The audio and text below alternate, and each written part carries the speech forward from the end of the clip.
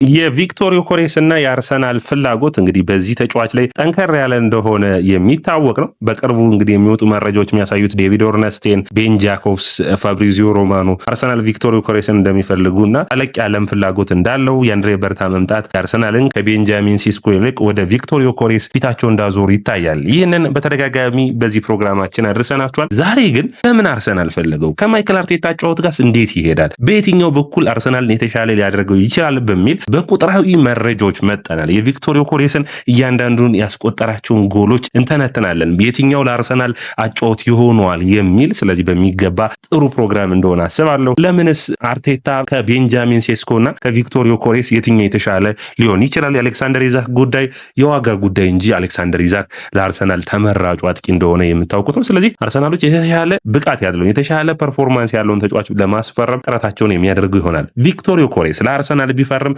ምን ይሰማችኋል? እውነት ከገብርኤል ሄሱስ ከካይ ሃቨርትዝ የተሻለ አጥቂ ይሆናል ወይ? ምን ትላላችሁ? ኮሜንት መስጫ ቦክስ ላይ አስቀምጡልኝ። ይህ ያያ ስፖርት ነው። ላይክ፣ ሼር፣ ኮሜንት፣ ሰብስክራይብ ማድረጋችሁን አትርሱ። የመጀመሪያው መረጃችን የሚሆነው እንግዲህ ዴቪድ ኦርነስቴን ነው። ትናንት ኦልሞስት እሁድ ምሽት ላይ በጥሩ መረጃ ያነሳው አርሰናል ከአሌክሳንደር ኢዛክ ባልተናነሰ መልኩ ቪክቶር ዮኬሬስንም ለማስፈረም እየሞከሩ ነው። ቤን ጃኮብስ ወጣና ደግሞ አርሰናል 100 ሚሊዮን ዩሮ ሳይሆን መክፈል የሚጠበቅበት 70 ሚሊዮን ዩሮ ነው። አሁን ይህ ዋጋ ነው 70 ሚሊዮን ዩሮ ማለት አርሰናል ቤንጃሚን ሴስኮን ቢያስፈርም ቢፈልግ 70 ሚሊዮን ዩሮ ነበር የሚያወጣው። ስለዚህ ተቀራራቢ ነው። አሁን ልምድ ያለው ቪክቶር ዮኬሬስ ወይስ ልምድ የሌለው ቤንጃሚን ሴስኮን ብሎ ማወዳደር ከመድፈኞቹ ይጠበቃል። ልምድ ያለው ቪክቶር ዮኬሬስ ይሻላል ብላችሁ ብዙዎቻችሁ እንደምትሉ ይጠበቃል። ምክንያቱም ያለፈበት የእግር ኳስ ታሪክ የእግር ኳስ ብቃቱ የተለየ ነው። ስለዚህ ቪክቶር ዮኬሬስ ማን ነው ብለን ባጭሩ እንግለጸው። የ26 ዓመት ስዊድናዊ የቀኝ እግር ሜትር ከ84 ቁመቱ የሆነ ተጫዋች ነው። እንግዲህ ስዊድን በሚገርም ሁኔታ አሌክሳንደር ኢዛክም ሌላኛው ተጫዋች ሆኖ ቪክቶር ዮኬሬስም አላቸው። ስለዚህ በዓለም እግር ኳስ ላይ 5 ምርጥ አጥቂ ጥሩ ብትባሉ ኪሊያን ምባፔ፣ ኤርሊንግ ሃላንድን ጠርታችሁ ቪክቶር ዮኬሬስ፣ አሌክሳንደር ኢዛክ እነዚህ ውስጥ የሚካተቱ ናቸው። ላውታሮ ማርቲኔዝን እዚህ ጋር ማካተት የምትችሉ ይመስለኛል። ስለዚህ የስዊድን አጥቂዎች ራሱ የሚገርም ነው። ቪክቶር ዮኬሬስ ባለፈው ዓመትና በዘንድሮ ውድድር ዓመት ምን አይነት ብቃትን አሳየ? እንግዲህ ይህ ተጫዋች ከኮንቨርት ሲቲ በቻምፒዮንሺፑ የመጣ ነው። ኮንቨርት ሲቲ እሱን ከለቀቁ በኋላ ወደ ምርጥ ብቃታቸው መመለስ አቅቷቸዋል። ያኔ በፕሌይኦፍ ተጫውቶ የነበረው ቡድን እና በፔናልቲ የወደቀው ኮንቨርት ሲቲ አባል ነበር። በጣም ጥሩ ብቃት ነው ያሳየ። በፕሪሚየር ሊግ በጣም ይፈልግ ነበር። ነገር ግን ምርጫው ያደረገው ወደ ሌላው ወደ ፖርቹጋል ሊግ በመሄድ ምርጥ ብቃቱን ማሳየት ነው። በ23-24 የውድድር ዓመት በ50 ጨዋታዎች 43 ጎሎችና 15 አሲስቶችን አድርጓል። በዘንድሮ የውድድር ዓመት በ42 ጨዋታዎች 42 ጎሎችንና 11 አሲስቶች። ቁጥሮቹ በጣም ከበድ ይላሉ። አውደ አድማጮች በ92 ጨዋታዎች 85 ጎልና 26 አሲስቶች አድርጓል። ይህንን በፕሪሚየር ሊጉ የሚደግመው ከሆነ አርሰናል እንኳን ፕሪሚየር ሊግ ቻምፒዮንስ ሊግ ማሸነፍ አይችልም ወይ? እንደዚህ አይነት አጥቂ የሚያገኝ ከሆነ የሚያስብል ነው። እንግዲህ በኮንቨርት ሲቲ 23 ጎሎችን አስቆጥሯል። በቻምፒዮንሺፑ ጠንካራ ያለ ውድድር እንደሆነ ከፕሪሚየር ሊጉ ጋር የምታውቁት ነው። ስለዚህ ቪክቶር ዮኬሬስ ምን አይነት ጎሎችን ነው የሚያስቆጥር ብለን እስኪ እንየው። እንግዲህ የዘንድሮ የውድድር ዓመት ስላልተጠናቀቀ የአምናውን የውድድር ዓመት እንይና ምን አይነት ጎሎችን አስቆጠረ ብለን እንይ። እንግዲህ ቪክቶር ዮኬሬስ አምና ስንት ጎሎችን አስቆጠረ ብያችኋለሁ። 43 ጎሎችን አስቆጥሯል። 15 አሲስቶችን አድርጓል። 43ቱን ጎሎች እስኪ እንደርድራቸው። ቪክቶር ዮኬሬስ በአንድ ንክኪ ዋን ተች የሚባለው 32 ጎሎችን አስቆጥሯል። 74% ወይም 4 ጎል ካስቆጠረ 3ቱ በአንድ ንክኪ ነው። ፖቸር የምንለው በቃ ጎል ያነፍናፊ የምትሉት አጥቂ ባህሪ ነው። በጣም አስደማሚ ብቃቱ እንደሆነ መነሳት ያለበት ነው።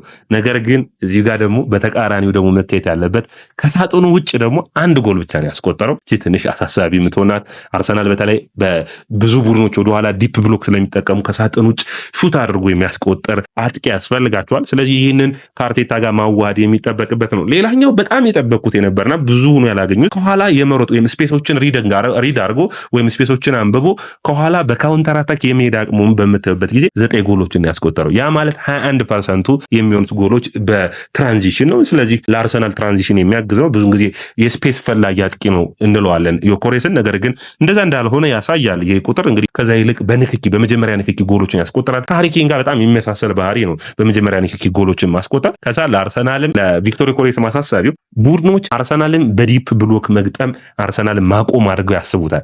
ነገር ግን ዲፕ ብሎክ በማድረግ ደግሞ አርሰናልን ያቆሙ ቡድኖች እንዳሉ የሚታወቁት አጥቂ የሚያስፈልገው በነዛ ጨዋታዎች ላይ እንደሆነ አርሰናል ስፔስ ካገኘ ጎሎችን እንደሚያስቆጥር ቡድን እንደሆነ ይታወቃል። በዲፕ ብሎክ የሚጫወቱ ቡድኖች ላይ ምን ያክል ጎሎችን አስቆጥሯል ብላችሁ ካሰባችሁ 8 ጎሎችን አስቆጥሯል። ያ ማለት 18% የሚሆነው የጎል ተሳትፎ ከዚህ ጋር ነው የሚገኘው። ስለዚህ ይሄን ማሻሻል የሚያስፈልገው ይመስለኛል። ከዲፕ ብሎክ ከሆኑ ቡድኖች ላይም የተሻሉ ጎሎችን ማስቆጠር ይጠበቅበታል። አሁን በእንግሊዝ ፕሪሚየር ሊግና የፖርቱጋል ሊግን ስታወዳድሩ በስፔስ ወይም ክፍት ቦታዎች ይጠባሉ የሚል ነው። የእንግሊዝ ፕሪሚየር ሊግ ቡድኖች በጣም ኮምፓክት ሆነው በሚገባ በትልልቅ አሰልጣኞች የሰለጠኑ ቡድኖች ይሆናሉ። ስፔስ አያገኝም። ስፔስ ማለት ደግሞ በአንድ ቦታ ላይ የብዙ ተጫዋቾች የመገኘትና ያለመገኘት ሁኔታ ነው አይደል በእግር ኳስ። ስለዚህ በዛ ቦታ ላይ ብዙ ተጫዋቾች የመገኘትና ያለመገኘቱ ስናይ ለምሳሌ ቪክቶር ዮኬሬስ ከአራት ተከላካዮች በታች ሆኖ የሚያስቆጥራቸው ጎሎች ምን ያክል ናቸው? በሳጥኑ አካባቢ ከአራት ተከላካዮች በታች ሆኖ የሚያስቆጥራቸው ጎሎች 16 ነው። ያ ማለት 1/3 ጎሉን የሚያስቆጥረው ስፔስ ሲኖር ነው ማለት ነው። በፕሪሚየር ሊጉ እንደዚህ አይነት ድሎች ላይፈጠሩ ይችላሉ። ሰብሰብ ብለው ተከላካዮቹ በዲፕ ብሎክ ሊያገኙት ይችላሉ። ስለዚህ ያንን ስፔስ ሪዲንጉን ክፍተቶችን ሳያገኝ ከቡድን ጋር በመቀናጀት የመጫወት አቅሙን ማሳደግ ያለበት ይመስለኛል። ከዛ ውጭ እንግዲህ ቪክቶር ዮኬሬስ ምን የሚደነቅ ባህሪ ያለው ብለን ካሰብን ሌላኛው የቆመ ኳስ ነው። የቆመ ኳስ ላይ 5 ጎሎችን አስቆጥሯል። 12% የሚሆን ነው። አርሰናልና የቆመ ኳስ ደግሞ ምንም ጥያቄ የለውም። የቆመ ኳስ ላይ ኒኮላስ ጃቪየር እዚህ ላይ የሚሰሩ ናቸው። ስለዚህ የቆመ ኳስ ላይ በሚገባ ጎሎችን ለማስቆጠር የሚችል መሆን ይጠበቅበታል። ያንን ማሻሻል የሚያስፈልግን ከ5ም ሻል ያለ ጎሎችን ማስቆጠር 5ም ካስቆጠረ ግን ለአርሰናል የተሻለ ነው የሚሆኑት። ሌሎች ተጫዋቾች በተለይ ከአማካኝ መስመር እየሄዱ የነ ሞሬኖ የነ ዲክላን ራይስ ጎሎች እንዲጨምሩ የሚያደርግ ነው። ከዛ ውጭ እንግዲህ የአርሰናል እና እንዲሁም ደግሞ ሌሎች ሁኔታዎችም ስታወዳድሩት ሳጥኑ ውስጥ ቪክቶር ዮኬሬስ የሚያስቆጥራቸው ጎሎች 42 ናቸው። 98% ሳጥኑ ላይ ነው የሚጨርሰው። አርሰናል በሎ ብሎክ የሚጫወቱ ቡድኖች ላይ ደግሞ ይህ ተጫዋች የሚያስፈልገው ሳጥኑ ውስጥ የሚጨርስ ተጫዋች ያስፈልጋቸዋል። ሳጥኑ ውስጥ ማን የተሻለ ነው ካላችሁ ደግሞ በጣም በሚገርም ሁኔታ 42 ጎሎችን ያገኘው ከአጠቃላዮቹ ስንት ማለት ነው ደልማቻችን በውድድር ዓመቱ ከ43 ጎሎች 42ቱን ሳጥኑ ውስጥ ነው ያስቆጠረው። አንዷ ናት እሷ ደግሞ ከሳጥኑ ውጭ መጥቶ ያስቆጠራት ነው። ስለዚህ ከሃሪ ኬን ጋር የሚያመሳሰለው ባህሪ ይሄ ነው። በጣም ጨራሽ አጥቂ ነው የሚያስብለው ይሄ ነው። ስለዚህ ለአርሰናል በሚገባ ማገዝ የሚችል ነው። እንግዲህ ሌሎች ሁኔታዎችን ማየት ካለብን እንግዲህ ተቃራኒ ቡድኖች አርሰናልን ሲገጥሙ ወደ ኋላ መለስ ብሎ በዲፕ ብሎክ ይገጥማሉ። ነገር ግን የኦዴጋርድ ፓሶችን እዚህ ጋር ትጠብቃላችሁ። የትኛው አይነት ፓስ ካላችሁኝ ፒኤስቪ ላይ ኦዴጋርድ በጣም በሚገርም ሁኔታ በፓስ ያደረገው ለካላፊዮሪ ፓስ ያደረገው 7ኛው ጎል የምታስታውሱት ከሆነ ስለዚህ ቪክቶር ዮኬሬስ እድሎችን የሚያገኝ ከሆነ በዋንታች ሳጥን ውስጥ ጨርሶ ጎሎችን ማስቆጠር የሚችልበት እድል ሰፊ ነው። ሌላኛው እንግዲህ የኦዴጋርድን አቅምን ማሻሻል የሚችል ነው። ኦዴጋርድን መውቀስ የሚቻል ከሆነ ከዛ ሁኔታ በኋላ ይሆናል።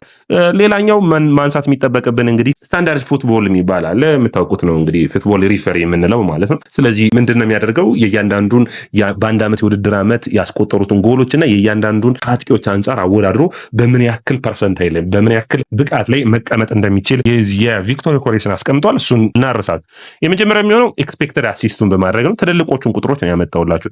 ኤክስፔክትድ አሲስት በማድረግ ማለት ደካማና ጠንካራ ጎኑ ነው የምናየው። ኤክስፔክትድ አሲስት በማድረግ በየጨዋታው 0.25 በጣም የሚገርም አሲስት አቅም ያለው ይህ ማለት 96% ላይ ወይም ደግሞ 4% ላይ የሚያስቀምጠው ነው። በጣም የሚገርም ነው። ሹት አኪዩሬሲ በጣም የሚገርም ነው። ወይም ሹት ክሬቲንግ አክሽኑን በጣም ጥሩ ነው። 3.85 ነው። 95% ላይ የሚያስቀምጠው ነው። ፓስ የማድረግ አቅሙ አሁንም በጣም ጥሩ ነው። 80% ላይ የሚያስቀምጠው የተሳኩ ፓሶችን የሚያደርግ ለአርሰናል አስፈላጊው ፕሮግሬሲቭ ኬሪ ነው።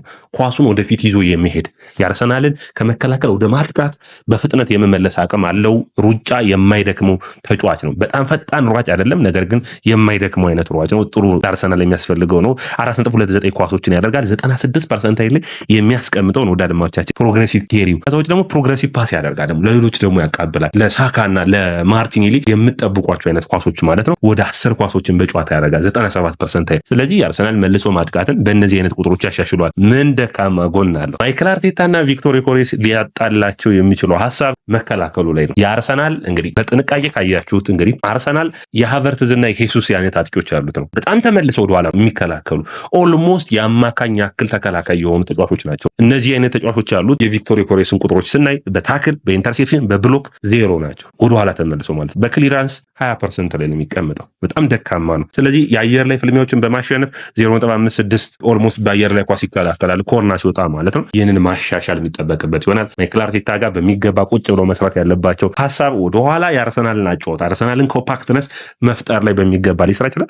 ኪፓስ በማድረግ 2.5 ኪፓሶችን በየጨዋታው ያደርጋል። ያ ማለት 99% ያሉ ቁልፍ ኳሶችን የማቃበል አቅሙ። ስለዚህ አርሰናልን ማጥቃት በሚገባ ማሻሻል የሚችል ተጫዋች ነው። ረጅምና ጫጭር መካከለኛ ኳሶችን በሚገባ መስጠት የሚችል ነው። ስለዚህ በአጠቃላይ ስናየው ቪክቶር ዮኬሬስን በእነዚህ ቁጥራዊ መረጃዎች ተመርኩዘን በሙሉ ጨዋታዎችን በሙሉ የውድድር ዓመት ያየሁት አይነት ተጫዋች አይደለም ውዳድማቻችን። ነገር ግን በቁጥራዊ መረጃዎቹ ምን ይላሉ ብለን ስናስብ ሳጥን ውስጥ ጨራሽ አጥቂ ነው። ለአርሰናል የማጥቃት ሂደቱ ውስጥ በጣም አስፈላጊ ነው። መልሶ ማጥቃቱ ለአርሰናል ያነሳሳል። ለአርሰናል የሚያስፈልገው ጨራሽ ሆኖ በፕሪሚየር ሊግ የተሳካለት አጥቂ ይሆናል የሚል እድሉ በጣም የሰፋ ነው። ነገር ግን በአርሰናል ጨዋታ ውስጥ መከላከሉን ማሳደግ ይጠበቅበታል። የሚሸፍናቸውን ቦታዎች ደግሞ ስፔሶች ላይኖሩ ይችላሉ። ስለዚህ በፕሪሚየር ሊጉ ስፔሶችን ማሻሻል፣ የቆመ ኳስ ላይ የአየር ላይ ኳስ ኳስ የመግጨት አቅሙን ማሳደግ፣ እነዚህ ላይ ጠንክሮ ሊሰራ ይጠበቃል። ነገር ግን ከብዙ እድሉ ስታዩት ለአርሰናል ኦልሞስት ከ10 በኔ እይታ 8 የሚሰጠው አጥቂ ነው። ፕሪሚየር ሊግ ነው፣ ትንሽ ሊከብደው ይችላል። በፕሪሚየር ሊጉ በምን ቡድኖች ተጫውቶ አልፏል ካላችሁ እኮ ይህ ተጫዋች ከስዊድን ብራይተን ነው የመጣው። ከብራይተን እንግዲህ ለመጀመሪያ ጎሉን ያስቆጠረው በካራባው ካፕ ነበር። ከዛ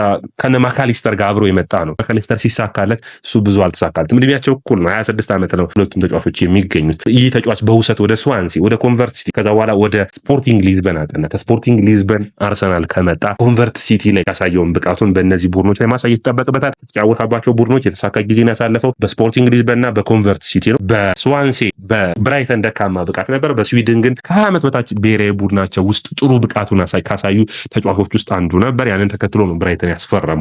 በግራም ፖተር ስር ይህንን ተጫዋች የማደግ አቅሙን ብዙ አይደለም ብለው ነው እንግዲህ ብራይተኖች የሸኙት። ይህ ተጫዋች ምርጥ ብቃቱን ያሳያል ብዬ ያስባለሁ። ወደ አድማጮቻችን እናንተስ ምን ትላላችሁ? ኮሜንት መስጫ ቦክስ ላይ አስቀምጡልኝ። ይህ ያያ ስፖርት ነው።